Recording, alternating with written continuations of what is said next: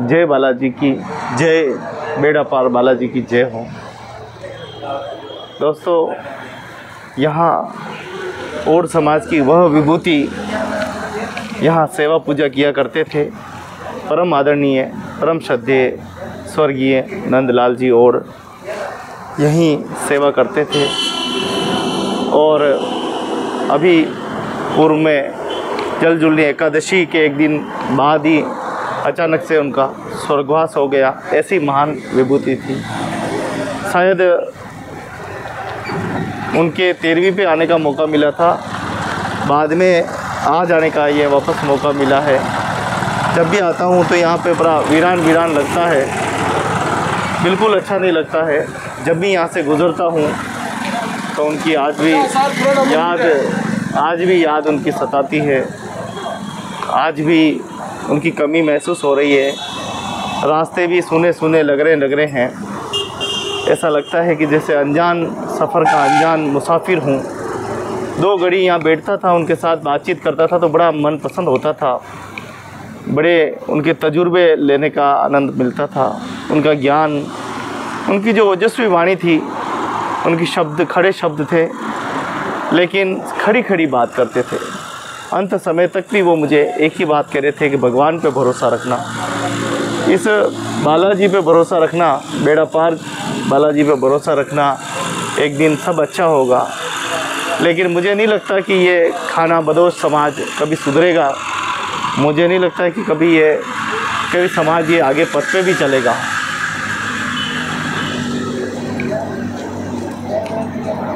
आज भविष्य खतरे में है, किसी को कोई चिंता नहीं है।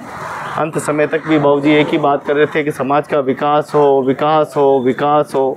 लेकिन जब विनाशकारी जब समाज में बैठे हो तो क्या विकास होगा?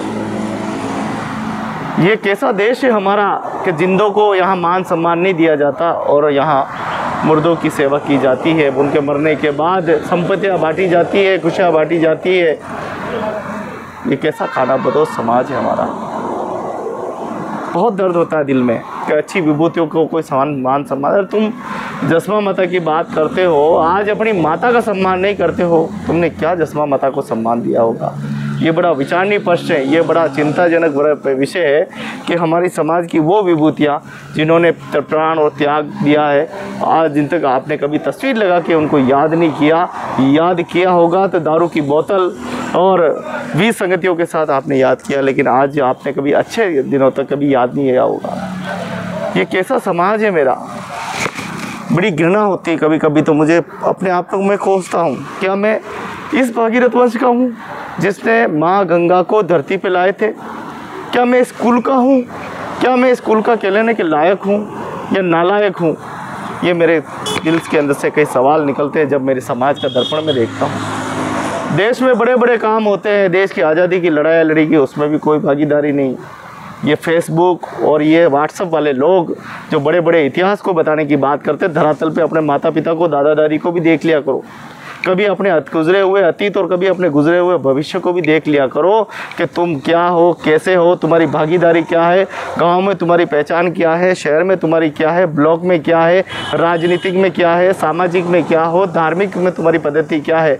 अरे लात मारने वाले, मुक्के मारने वाले, लाते मारने वाले, घोंसे मारने वाले, चाकू छुरिया दिखाने वाले, दूसरों पर आरोप लगाने वाले, दूसरों को चोर कहने वाले, लुटेरे कहने वाले, एक बार अपने दर्पण में झाँक के देख लो तुम क्या हो, तुम्हारी हैसियत क्या है, तुम्हारी हस्ती क्या है।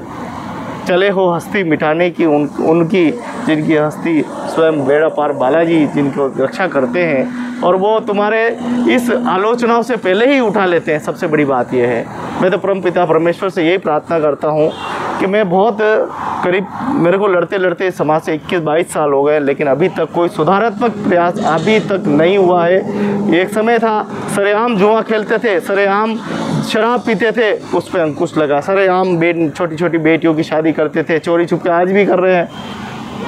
अरे कब तक अपने ज़मीर को गिराते रहोगे, कब तक तुम ऐसे करते रहोगे? हमारे बाबूजी भी आदरणीय यही कहते थे कि समाज कभी सुधरेगा नहीं।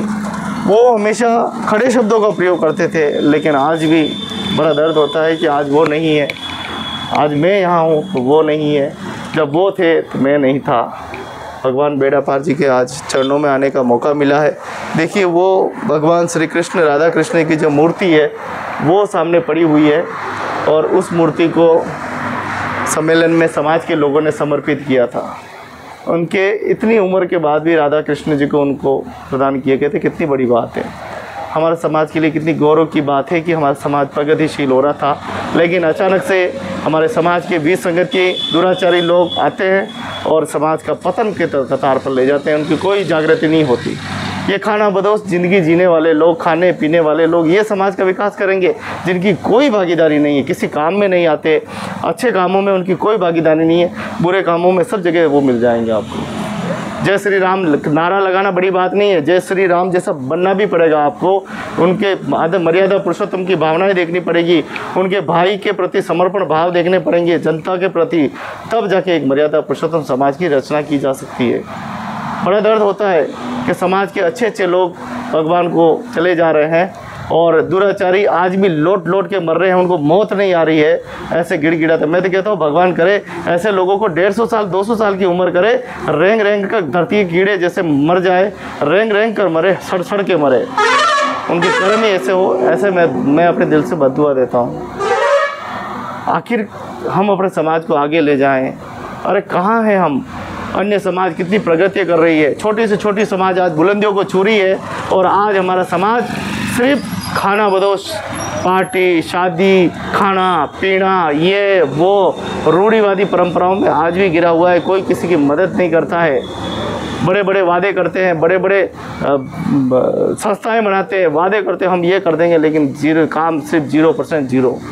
आज जब भी यहाँ से गुजरता हूँ बड़ा अकेलेपन का एहसास होता है। ऐसा लगता है कि जैसे संसार में अपना कोई नहीं है। अनजान रास्ते बन गए हैं, अनजान सड़क बन गई है, रहे हैं तो सिर्फ बेड़ा पार बालाजी ज़रूर हैं जो नज़र आते हैं कभी कभी, तो अच्छा लगता है।